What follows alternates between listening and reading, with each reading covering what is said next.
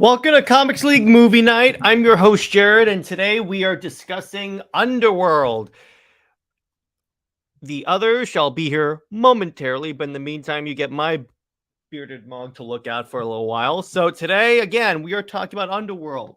Now, what's fun about this movie that we're going to do again is this was a audience voted list. In other words, it still counts as a nitpick because, and by, I am aware of the pun. So what happened is Nick selected 5 movies, or 4 or 5 movies, whatever, that he wanted that he would be fine with us discussing, and then we left it up to the audience on which one you want to vote, which movie you want us to cover, and you guys came in loud and clear that it was Underworld. So we are discussing what is quite possibly one of the coolest movies about werewolves and vampires to ever come out. And what's funny about it also is, all right, the interesting part about this film is that it's the most accurate depiction of werewolves. By the way, they're not called werewolves, they're called Lycans. Immediately when I saw that, when I heard that word in the movie, I was like, thank you. Because unlike a certain really, really, really bad romance movie that came out a little while ago, it was like when they called them actual werewolves, vampires glistened in the sun.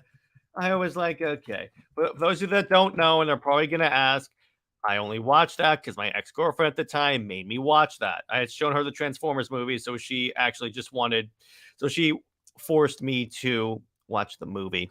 So this is the movie. So in this film, there is a war between werewolves and vampires that have gone on for many, many, many years.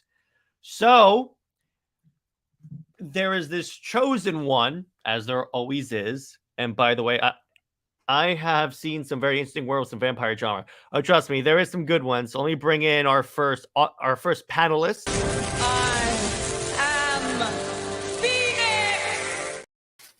Hello, sir.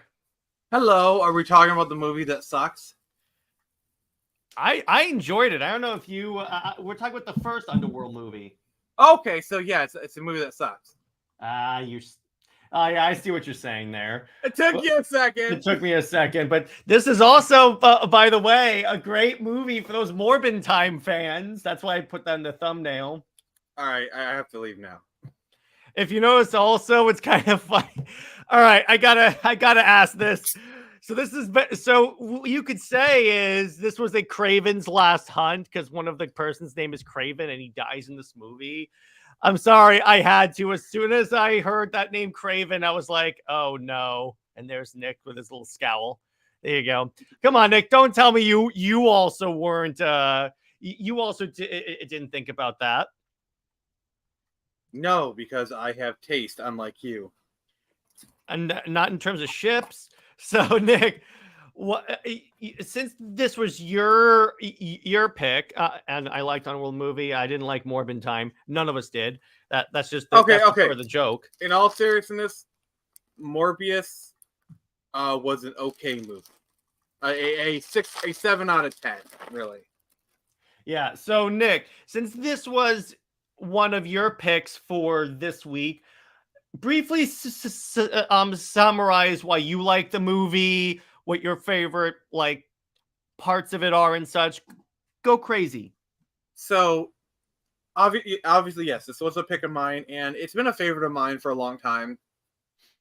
It's one of those movies that kind of came out in the post-Matrix world, kind of from 2000 to about 2004-ish. So many films are copying the Matrix. Yeah, I know this was very Matrixy. Even down to the fashion and just the way they presented it. Mm-hmm. The thing that I love about Underworld is really the lore. It really has an interesting lore, the way they interconnect the werewolves and the vampires. I mean, obviously you get more into it as the series goes on, but it's really it's a film. Let's just say it's a film series that you can really sink your teeth into. Nick. Don't make me play that other intro. I now have a way to stop Nick. So anyway, but moving on to this. So one of the things I definitely picked up. Yeah, I'm sorry. Go ahead. This movie is definitely.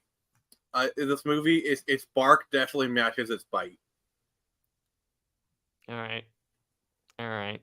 Be a good boy and maybe Mama will give you a cookie. The things I do for Gotham. I'm taking that as a yes. I want a cookie. Okay, so the things that I enjoyed about this, it was definitely very Matrixy, because everyone's like black leather, the long coats, the dual machine guns and everything, and I was like, yeah, these people were definitely inspired by the Matrix. But I liked it because it was really cool. I also like, again, how this was an accurate depiction of what werewolves actually are. Because in a certain other movie, they turn into giant actual wolves. In this one, no, they actually turn into like half man, half wolf creatures, and they're called Lycans. They're not called werewolves. I don't know where that came from. It came from people who wear wolves. Yeah. Being Human, True Blood, and Penny Dreadful is some of the best TV series I've seen this drama. All right, Brown to Story. I'm going to break that down for you. Being Human, if you're talking about the British version, yes, it is awesome. American version, not so much. True Blood, I don't have that much experience with. I've only seen clips of it. It looks fine. Penny Dreadful is freaking amazing, and I need to get Jared to watch it. Penny Dreadful is an amazing show. I don't know. It's like typically I'm not that into werewolves and vampire stuff. It's just this I watch because hey, I enjoyed it. Hey, what's up, Tevia? Who said Super Sons? I really liked the first Underworld movie. It was awesome. So yeah, it was really fun. I liked it. I definitely enjoyed it. And well, let me ask you this, Nick: is this one of those film series where it progressively got worse as it moved on, or do you think all the sequels to this were actually pretty good? It's a yes and no scenario because the first three are good. Like Evolution, I think is a fine sequel, and then Rise of Lycans is actually a pretty good prequel. Mm-hmm. I get slots into the lore, great, but like Afterworld, after like the problem is they made the first three in succession, and then like 10 years later they made the fourth one. Mm-hmm. And you can really tell that like it had been so long since like they made the movies because like I don't know, it felt like they kind of lost the magic a little bit. Yeah, there you go. Hey, what's up, Legion? How you doing? Lucian was right. Hashtag yes. Nice. I saw both Underworld 4 and 5 in theaters, and it was so bad. That's what Tevia said. Yeah. I think I only watched the first, because I remember I watched these on TV because, again, I'm not as old as Nick is. But I remember I watched these with my dad. I think we only watched the first three movies, so that's probably why I have a positive view of this series. Mm-hmm. That's probably why. Because, again, typically I'm not into that vampire stuff, but as it turns out, this was like, because you know why? The reason why I'm not into vampire stuff is because, again, like I said at the beginning of the show, my ex made me watch Twilight once, and that turned me off to the entire genre. I was like, nope, I'm done. That is fair. That is fair. Like, I'm going to be honest with you. That is fair. Yeah, because it was like, it was so stupid. But then I saw this, and also, I was like, okay, it's cool. Can we just say the love between Alex and Celine is still a better love story than Twilight? Yes, it is. As a matter of fact, it's more like it follows. It's more magical. Also, I'm gonna say this: Raylo is a better love story than Twilight.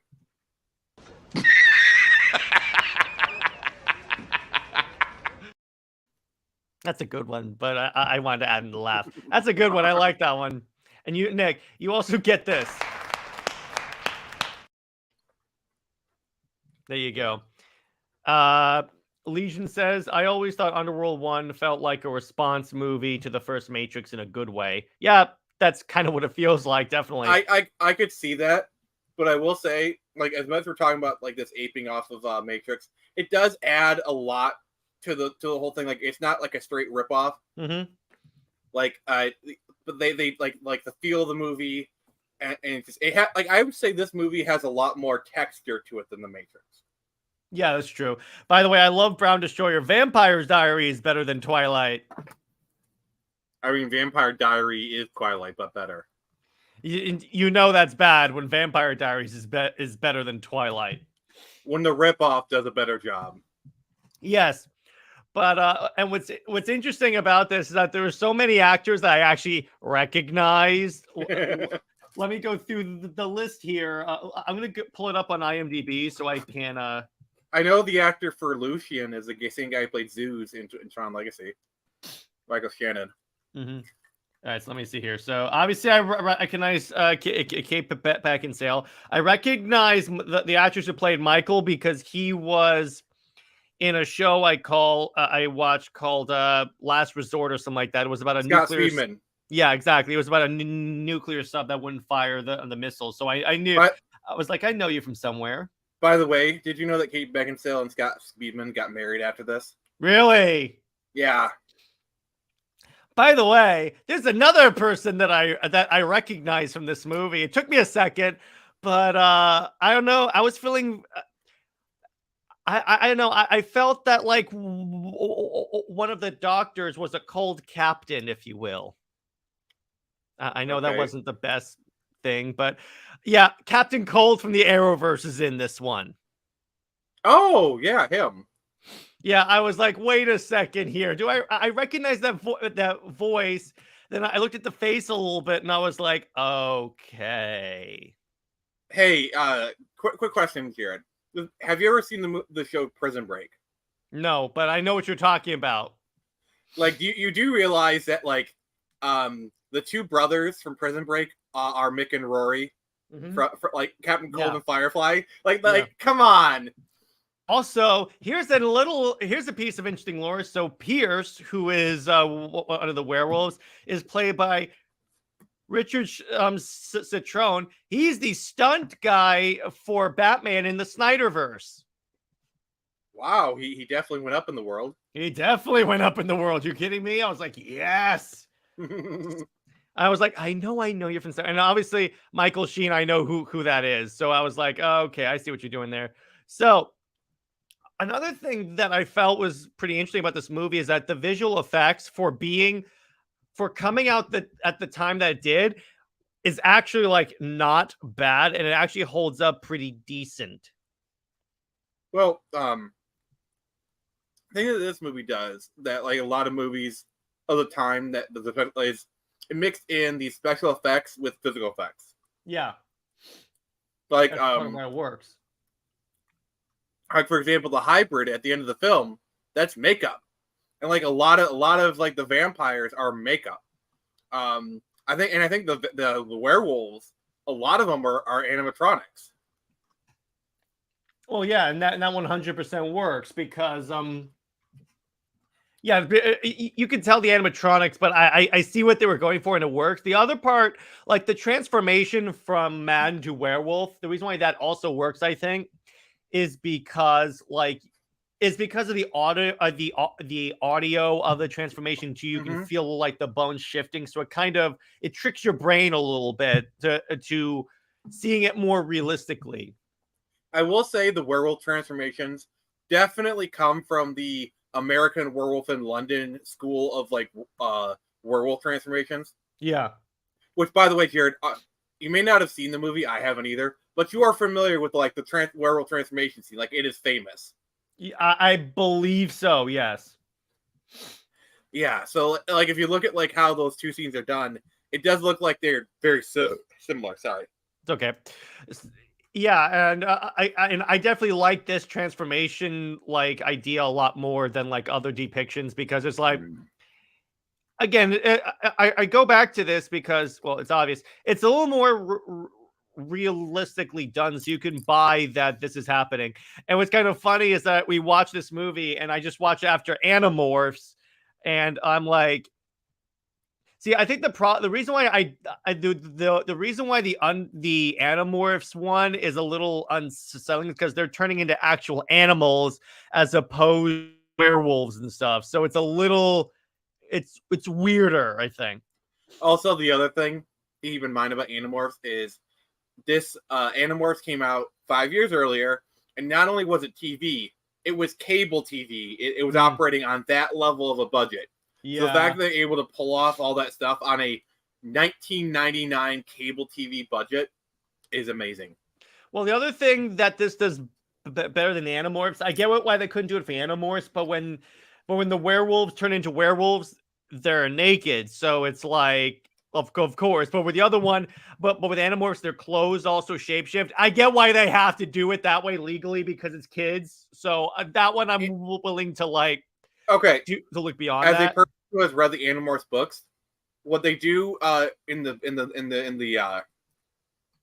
books is that they're able to transform like what is called like their morphing suits, which is like bicycle shorts, leotards, like very like skin tight clothing. They're able to morph with, that kind of stuff like that. That you can actually make more of a logic jump than just like normal clothes. Yeah, the problem with the show is that they're wearing normal clothes. Are you guys interested in watching Alien genre? If you're talking about the Alien movies, stay tuned for September. I was thinking another film series we should look into watching are the Jurassic Park movies. Yes. I can't believe we haven't talked about that because I'm so down. I am so down for that. Yes. Yeah, we gotta like structure that because there's 3 Jurassic Park films and like 3 Jurassic World films. So it's like, how do we do that? We just watch them one after the other until we watch all 6. All right.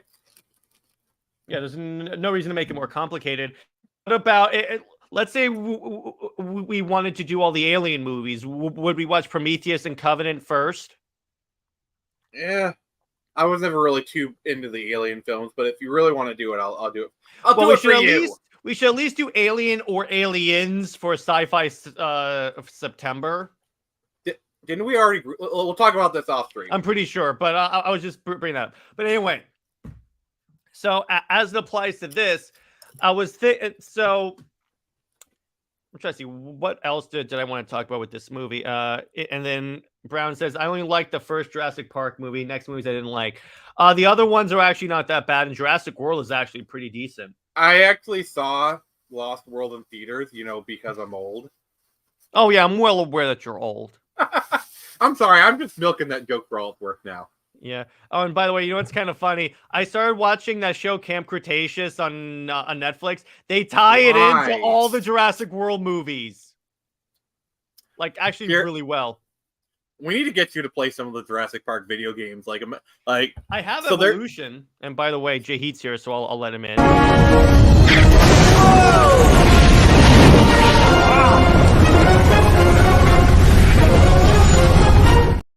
Hello there. General Kenobi. I was wondering why it suddenly got so warm in here. Yeah, but so JJheat, your thoughts on Underworld? My thoughts on Underworld is that, first of all, the movies are very subpar compared to the games. That's just my personal opinion on that. And second... Wait, there's Underworld games? There are Underworld games.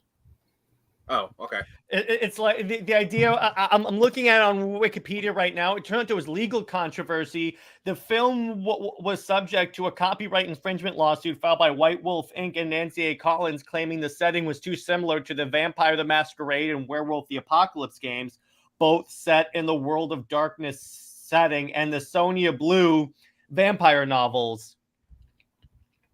By the way, speaking of Vampire the Masquerade, this October on my video game live streams, I will be playing through Vampire the Masquerade Bloodline. So Jared, keep this in mind when we're playing that game. Mm-hmm. Oh boy, I can't wait. I'm going to be talking about that so much. So in regards to that lawsuit, as the only person here who's familiar with the World of Darkness settings, I will say there are similarities. Like the whole Society of Vampires are kind of similar to Camarilla. I don't really think it's a direct copy. I think it's more just a logical conclusion. Like they can't. Like, it's like you know how like when you have like two people when they're on a line of logical thinking and they both arrive at the same destination. Like, Yeah. oh, you copied off me. You copied. I'm like, no, you both use the same logical path. And that's how I would like to say this. Like, it's kind of like parallel thinking. Like, were they inspired? Sure. Is this a ripoff? No. I can see that. I can see that. I can see that. But yeah, Jared, when we're playing the game this October, keep that in mind, and you can kind of see for yourself. Sweet, I can't wait. This is gonna be really fun. Mm-hmm. I'll start making Underworld puns the entire time. You better. You better. Yeah, so my Underworld has a 31% on Rotten Tomatoes, which I don't care because Wait, is that the critic score or the audience score? it says it's the critic score. What's the critic score for Underworld? 31. What? Wait, are you What talking the frick? The second one? Let me check. It's the first one. Let That me check is to not make a that's the like. one. That is not a 31 film. Like I am. 50% at least.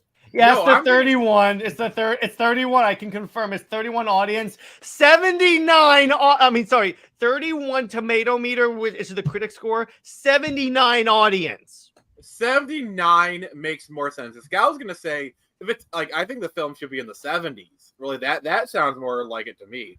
I think the audience score is more accurate. According to the critical consensus, it says though stylish to look at, Underworld is tedious and derivative. Oh my god! And he said that I don't know what Mhm. what type of things they were smoking back in the 2003, but like I want some because they are out of their minds.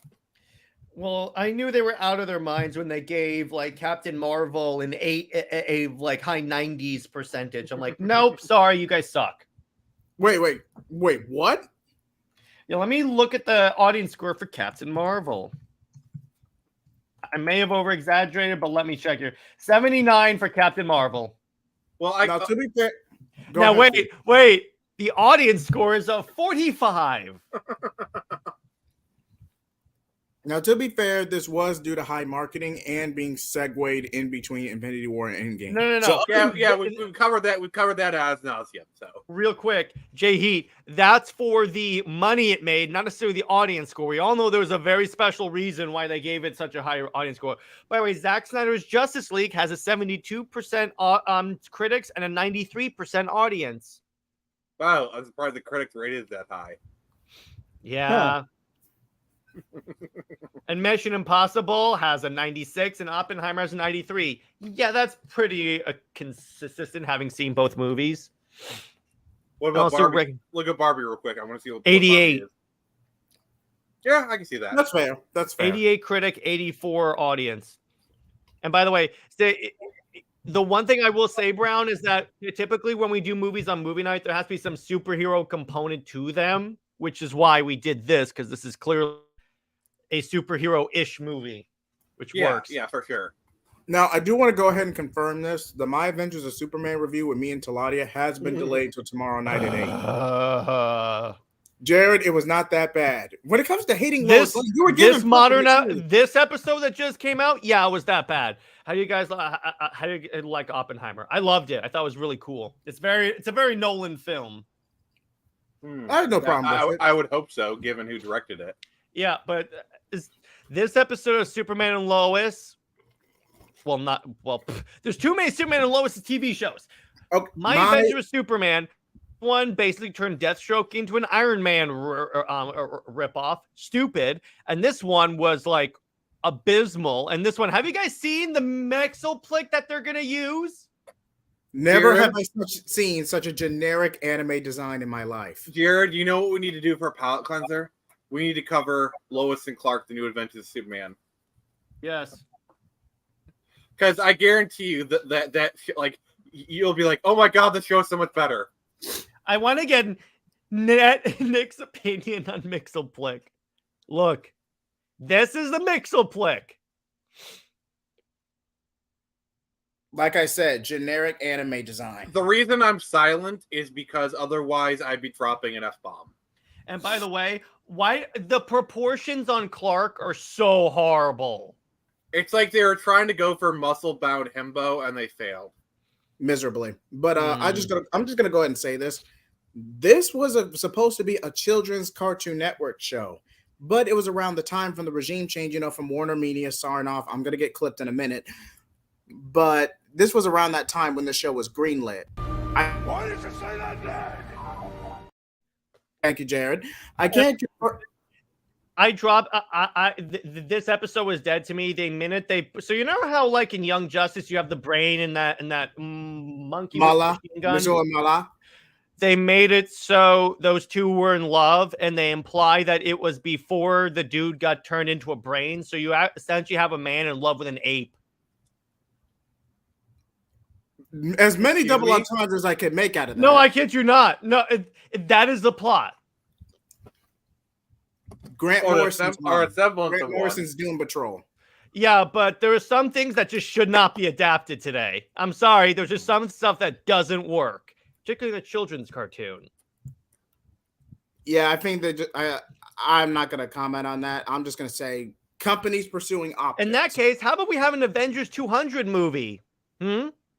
Low blow, Jared. I'm just kidding. It's close to that, so I'm like, I don't like it. But anyway, get the frick out of your own stream.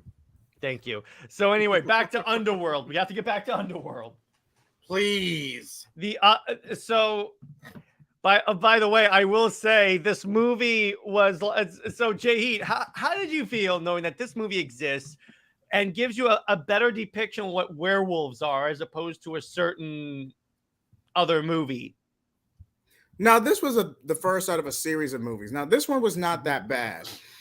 The Underworld movie franchise, doesn't start going off the rails until roughly Rise of Lycans. Rise of Lycans is not bad. I will defend that movie. That was the stepping stone. By the time you get to Blood Wars, that's when the brand went downhill. Well, the thing about Blood Wars was it was like what 5-8 years after the original. Yeah, the first three were made in relatively short succession. That's true. I can't argue that. Like Evolution doesn't have as much lore, but like the action is really great. By the way, I just want to say real quick, #release the Ayer cut. Oh yeah, definitely support the Ayer cut and Snyder Queen. Her event is going on right now. So #release the Ayer cut. Yeah, and it only needs some VFX to be completed. Tevia says Blood Wars was a train wreck, so was Awakening. Okay, Awakening was not that bad. Mediocre, but not bad. Which is the one that like just gave her a daughter out of nowhere? By the way, they were called Lycans. Are they something different from werewolves origin-wise and Native American origin-wise? No, I'm pretty sure werewolves and Lycans are the same thing. It's just the stupid people that were behind the Twilight books and movies didn't actually do any research. All right. Underworld superfan checking in here. Here's the origin. So what it was a contagion. Like they act like this is what I love about Underworld. They gave it a biological component. Like it was like a contagion that created both werewolves and Lycans. Like they're more alike than either of them will care to admit. I dig that because it makes it very grounded as opposed to like werewolves and vampires. There's a certain point when a lot of these franchises lose the audience and become less believable. And yeah, Tevi, it's basically a virus. And the thing about making it like a contagion is that, yeah, some of that stuff exists. Yeah, so I dig that. It's not that hard to, like, if you want to create a story where, like, a virus breaks out where human beings, the only way they can get sustenance is through, like, human blood. And you can also twist it and be like, oh, like they have sensitivity to light, because you got to realize the origins of vampirism, like they do have like there are truths to like the origins of the vampire lore. Like it's obviously been twisted and brought out of proportion, but like all these myths and folktales have a kernel of truth to them. That is true. That is true. But I believe this is Blood Wars you're referring to. But the way the movie was structured, it felt like a generic zombie movie, but they used vampires instead. At least the way it was executed. Now let me ask you this: not counting Batman because you've already done that. Oh well, actually, DC did do the DC versus vampire event because I was going to ask how cool would a DC vampire comic be, but we kind of already got that. Rosenberg is a decent writer. He's no. So, Jared, I have a question for you. Yeah. Could it be said that Selene is technically Batwoman? Yes, technically, yes, 100%. Would that make Which, by the way, he dated Ben Affleck in Pearl Harbor. Nice. Would that make Michael Batman? No. Well, he's a hybrid. He's a hybrid, so he's Bat Wolfman. Get the frick out of here. I'm trying to come up with a cool thing here. Cap Wolf would have been a better analogy. Cap Wolf. Oh no! You're giving me butt cancer. Because Cap Wolf was not a vampire as well. I would say Batman because he's been a vampire before. Brown Destroyer. I believe the werewolf myth originates from medieval Germany. Like, because I'm pretty sure the werewolf is more of a European.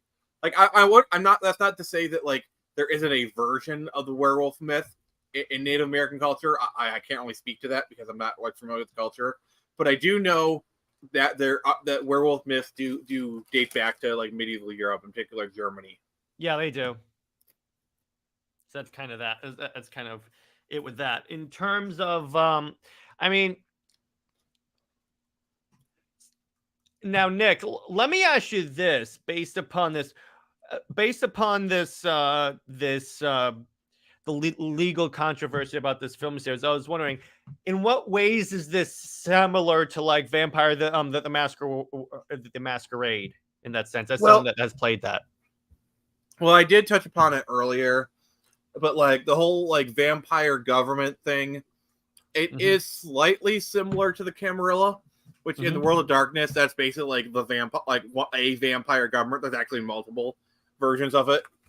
But like they don't operate they operate like very differently, you know, because like in Underworld you basically have like 3 different elders and they kind of leapfrog through time. Basically one elder serves for like 100 years and then they go to sleep in like the next one in line, you know, kind of thing. But like but yeah, it's very, very different. But yeah, like I would say a lot of the similarities are surface level, but they're not like, I don't know. Like I could definitely tell why World of Darkness would want to sue, but I don't think there was any merit to it. But that's just my opinion. Okay, I can see that. And that's also I'm trying to think of other things we can talk about with this movie because I think we pretty much exhausted. I mean, I would give this movie, and if I had to rate it, probably wait. We haven't even talked about like the action and like the choreography and all that stuff. Like seriously, there are some really great stunts in this movie.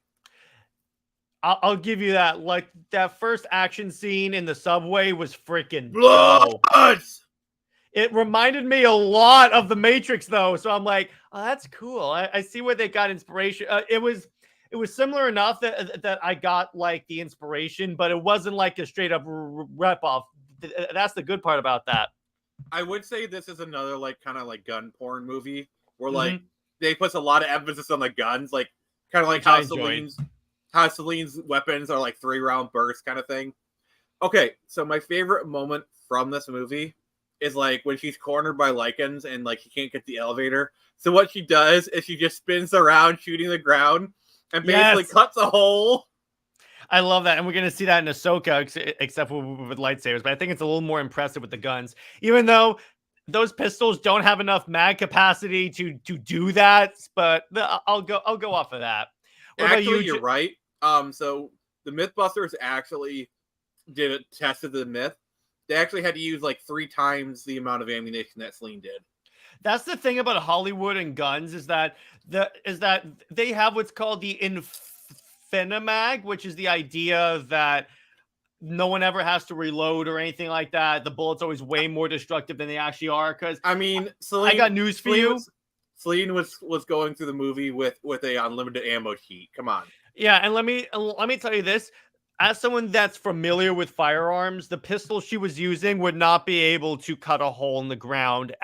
Would not be able to penetrate enough for her to be able to do that stunt and fall through. With the amount of ammo she had, like, if she had, like, question, as a person who knows guns, let's say she did have unlimited ammo, would she be able to do it eventually? I don't think so, because the round that she was using is very, very, very light, and I appreciate that, JJheat. She would have to use a much more high caliber handgun, like a Desert Eagle, which you've seen in like any action movie. That could, because that round is extremely tough. The other one is like, weren't they using Desert Eagles in the film? They use that in the Matrix, I think. But I don't think she was using a Desert Eagle. That's the point. Smith there. used a Desert Eagle. Smith was using a Desert Eagle. Yeah, he was, but she wasn't. So if she were using 2 Deagles to cut across, she would still need more ammo. But yes, I could see that. Her wrist would be killing her body. Well, yes, that too, because it's a 50 caliber round, and that like kicks like that, but it's like, well, she probably had super strength, that too, but again, the amount of ammo that she had, the amount of ammo that she would have needed, and the amount of reloads she would have to have needed, let's say, would not work. But beyond that, yeah, go ahead. That's an interesting discussion. Yeah, I like that. Yeah, I mean, but in terms of but I was able to like suspend my belief in these movies because Hollywood has never been accurate in depicting firearms in any way. Like people taking cover behind wood tables and it's stopping the rounds. That doesn't work. Here's another thing I want to ask you wait. The Desert Eagle aren't automatic weapons. I know, but I'm saying that's the only because the round that she was using was extremely light. In case you're wondering, that is stopped by body armor. And you're telling me that it's going to be able to cut through the floor deep enough going in a circle.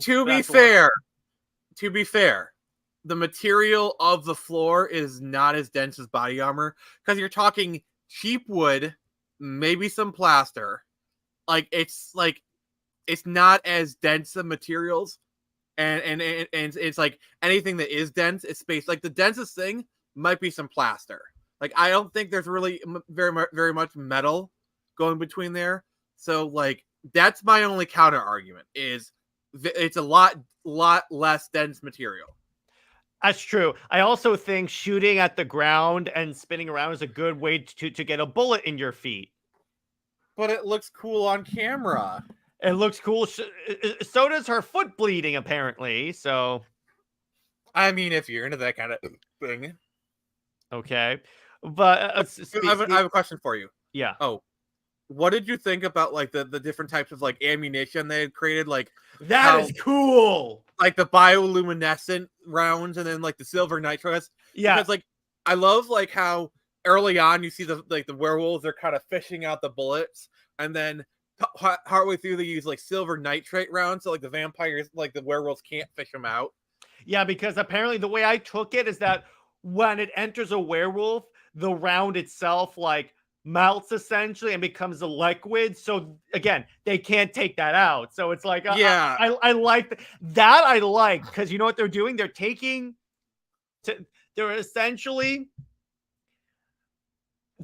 taking man's weapons and improving them in, for the most part, believable ways. Because again, there are certain ways that wouldn't work. But the fact that, again, I say this movie's very grounded because what they're doing is instead of like creating like very elaborate anti-werewolf actual guns, like some weird contraption, there's some weird weapons. There are, but I'm just saying instead of they're committed to using actual firearms. So they're like, how do we make this actually work against werewolves? Let's just make it so there's special ammo for each side, and that works. I like that. Mm-hmm. And then Hollywood is awful about a knockout punch. They have no clue that you actually don't get knocked out from a punch unless you're in a coma. That's true too. I do it all the freaking time. And talking about guns, how do you guys like some of the Offense Hitman movie based on a video game with the same name? I liked it. I haven't seen it, so. But if you want to see a very accurate depiction of firearm usage, watch any John Wick movie. Pretty much. And that dude put in the work. That is, for the most part, in terms of gun handling, reloads, what guns actually do, that's it.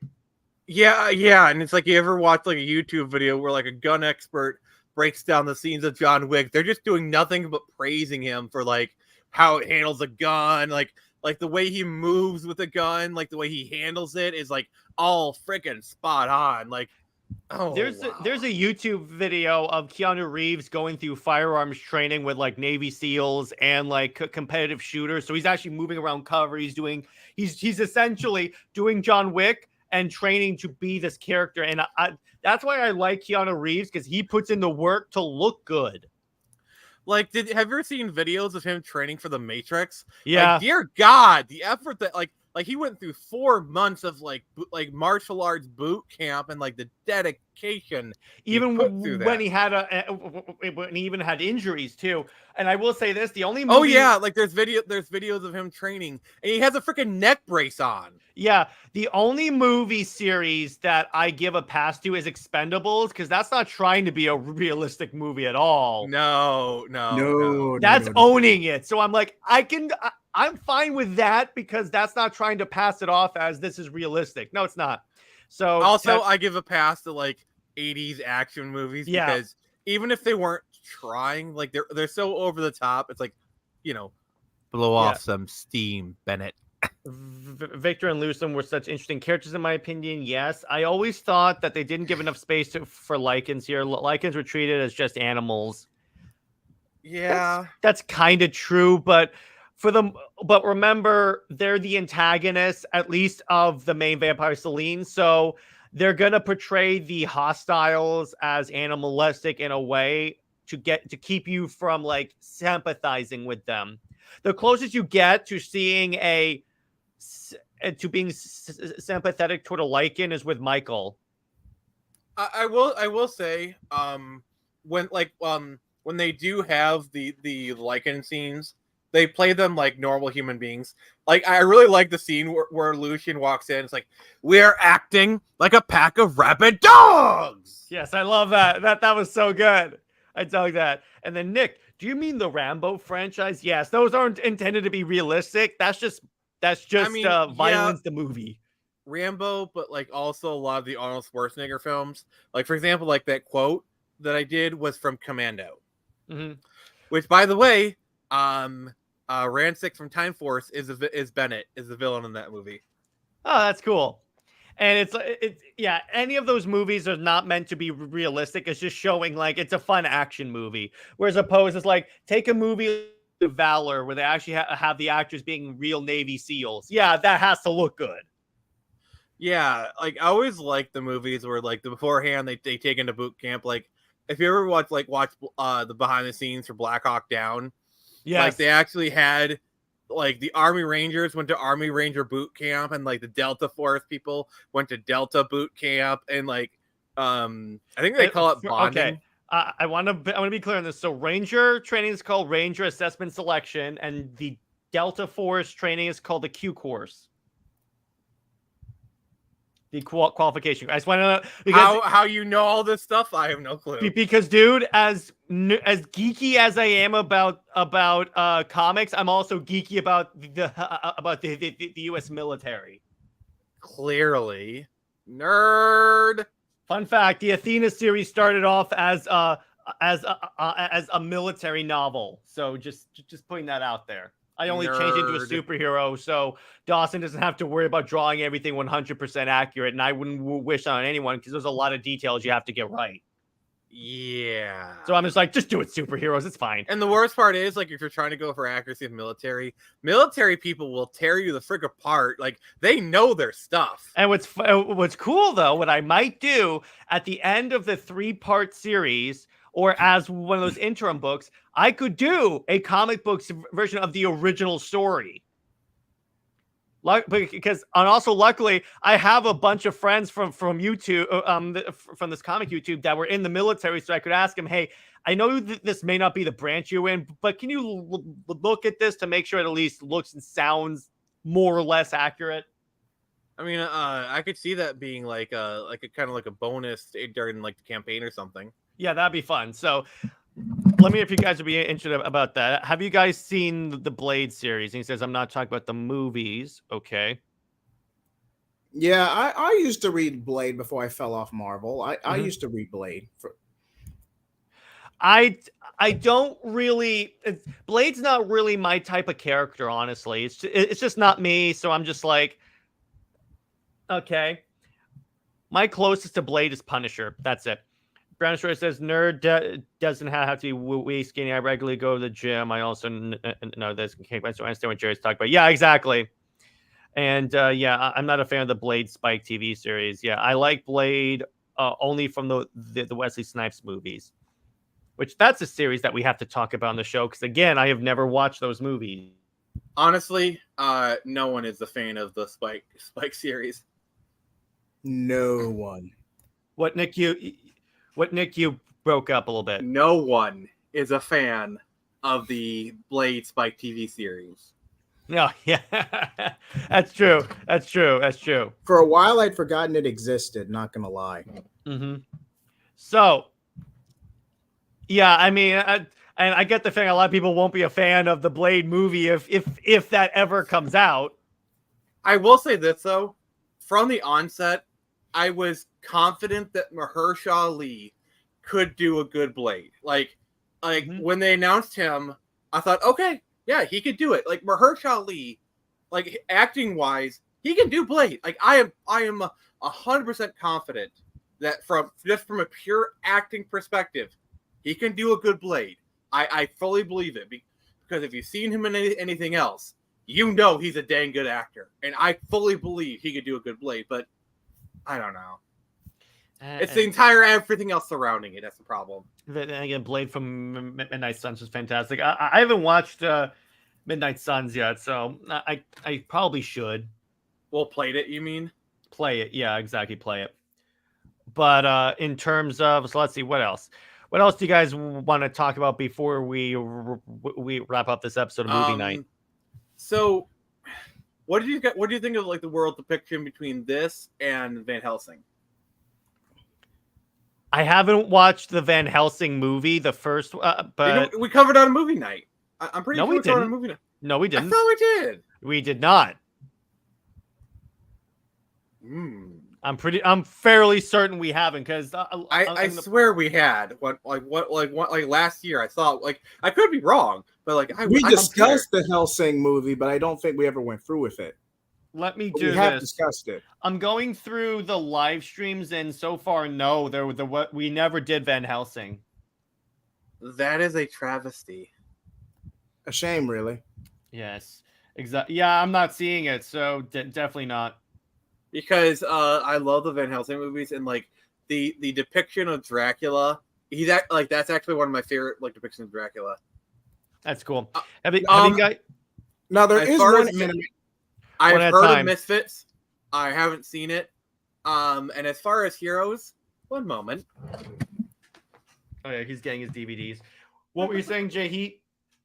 I was just saying how, at least in my opinion, there is an anime, I can't really remember right now, but it had covered Dracula well. And it was those in the comments might know what I'm talking about. Brown. Recently. Does this answer your question, Brown Destroyer? Yeah. It covers vampires. It was not Arcane. It was Dracula. Mm-hmm. But Castlevania? It was yes. Castlevania. Okay. Here's the thing you got to know about Castlevania. All right. So I'm a huge Castlevania fan. Like it's because it's based on video game series. As far as the anime is concerned, the first 2 seasons are good. the last 2 seasons, they kind of go off of a cliff. And as far as like the new series Nocturne, I'm not really that interested in it. Like they like the fact that like they're like, oh, we're gonna do Elizabeth Bathory, even though she's not a villain until like literally 200 years in the future. Because Elizabeth Bathory was a villain for Castlevania Bloodline for the Sega Genesis, which took place during World War One. Got it. Got him a nerd. Got him a freaking nerd. Roll the clip. No, keep Oh, going. come on. All right, No. so like the fact that they're bringing a villain who wasn't even in this time frame, and just making it like this tells me they're making a whole new original story, or at least they're changing it. I just don't want any part of it, and I'm not gonna like say, oh, it sucks, it's blah blah blah. It's just like I don't have it in me anymore. If I don't like something, I'm just not gonna talk about it. I'm not gonna watch it. Fair enough. At least you're not hate watching it. That would be antithetical to everything I believe in.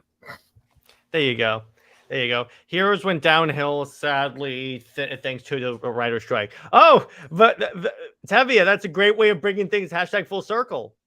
Jared, we do need to cover this at some Yeah, point. I'm like fine this, with that. at least the first season, Mhm. because this is like the first season is really good, and we do need to cover this at some point. That'll probably end up being a rewatch on your side. Yeah, it's gonna be a while because basically we're doing Avatar, Firefly, and then Buffy, and Buffy's gonna take a minute. Yeah, Buffy's gonna be a headache to get through. Yeah, I might do pauses. Like what I might do is like Buffy season 1 and then something else, then Buffy season 2, just to get some variety. Actually, no, we're not doing Buffy. We're doing Battlestar Galactica. Sorry. Now we've been going this long without reviewing Battlestar Galactica. Jesus Christ! Yeah. Now there is something I'm considering doing. Okay. I'm considering temporarily, at least for like taking a month off from DC AMU movies, and then my picks will be the Jurassic Park and World movies. Are you guys cool with that? I don't think we have time for that because it's August, and then we have plans for September, and then October, and then like December. We're probably gonna do some Christmassy stuff, so we can do it first of the year. Considering that works. That works. It's just because. Do you want to talk about like Sci-Fi September and then Halloween? We could do that. But wait, I hate the Buffy series, too feminine for me. Sorry, love Battlestar Galactica and Stargate. I mean, you're allowed to have the opinion, Brown Story. Personally, I love Buffy. It got me through a really bad time in my life, and so like I kind of have a soft spot for it. But yeah, Battlestar Galactica is awesome. And I'm like Jared hasn't seen it, but I'm pretty sure he's gonna love it. I saw like the first episode, I think, years and years and years ago. So that's just me. I never really got into it, but I'm interested. I have seen the original movie though. I mean, knowing how much of a fan you are of Katie Sackhoff, like that alone is like that's your in. Like, oh, Katie Sackhoff is in this. Jennifer Hale, Katie Sackhoff. I don't agree with that, but I accept it. No, I'm just saying she's like my number 2 in terms of people I will see her in anything of. In other words, oh god, the Jurassic World movies were disappointing. I thought they were pretty good. I enjoyed all 3 of them. As far as Jurassic World, the first one I thought was fine. I literally have not seen the other 2 because like I just not interested. You've never seen the full Jurassic Park trilogy? No, I'm talking about Jurassic World. World. Oh, I was about to say. Okay, so as far as the original Jurassic Park trilogy, first one, god tier, amazing. Second one, it's still good. It's a bit schlocky, but kind of in the right ways.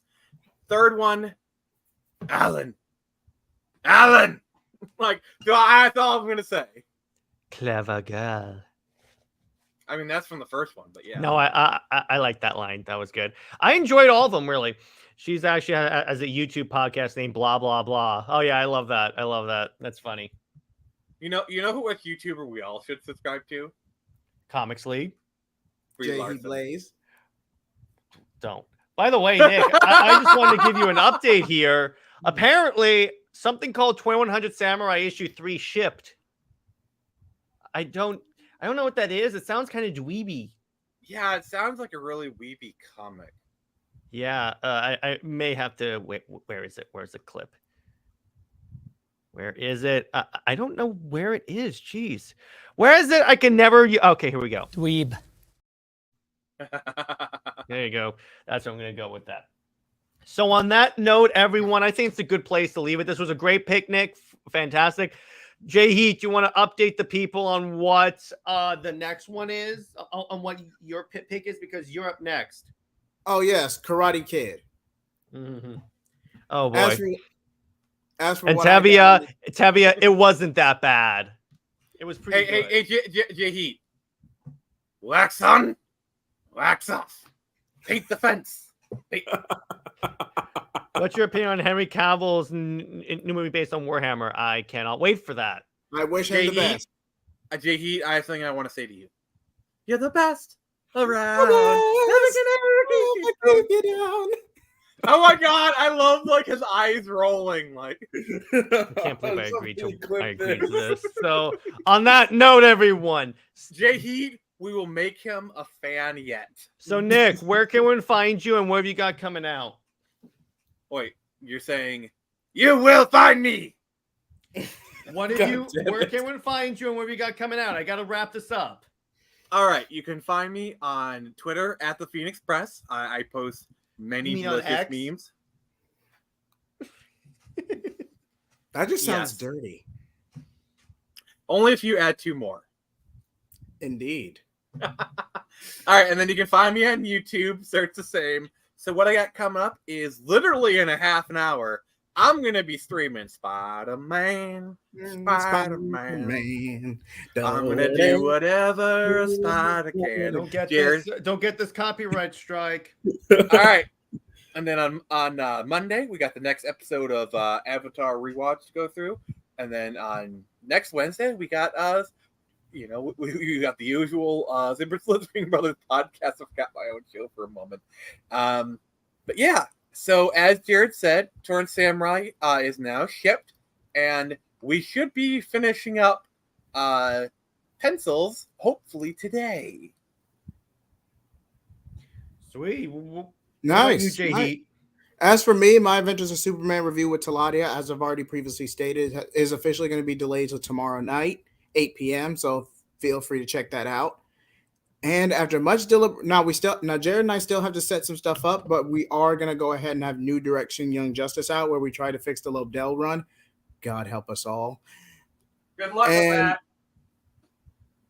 I'm telling you right now, JJheat, I've only read the first 3 volumes. Yeah, it's probably best we omit volume 4 altogether. Mm-hmm. But after that, if I can just find it here, after that will be the moment you've all been waiting for. God Killer 2. Oh hell yeah. That is going to be bloody as hell. Now, I am not going to make individual segments for the tie-ins. Sorry, Tevia. I know I gave you the Super Sons tie-in in the timeline video we did last month, but that's going to have to be its separate video. I mean, there's so much going on in the main story. With you Thor. really can't, yeah. Mythologically accurate, mind you. There's so much going on in the main story. I just can't do that story. I just can't make that a segment in the main video. That tie-in's going to have to be separate. I'm sorry. Yeah.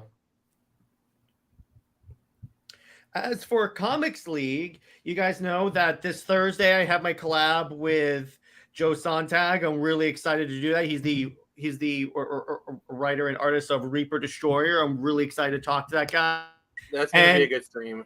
Next Thursday, I have a very big collab coming up. But by next Thursday, I mean August 17th.